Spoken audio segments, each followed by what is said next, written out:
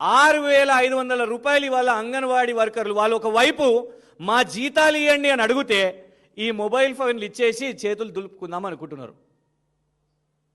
తీసుకునే పైసలు కేంద్రం నుంచి పైసలు తీసుకునేదేమో 54 కోట్ల రూపాయలు, ఖర్చు పెడుతున్నదేమో 24 కోట్ల రూపాయలు, ఇచ్చేదేమో అవుట్డేటెడ్ వాడకంలో లేని మొబైల్ని ఇచ్చి ఇవాళ అంగన్వాడీ వర్కర్ల దగ్గర కూడా మీరు కరప్షన్ చేయడానికి సిగ్గేమని ఉన్నదా మీకు?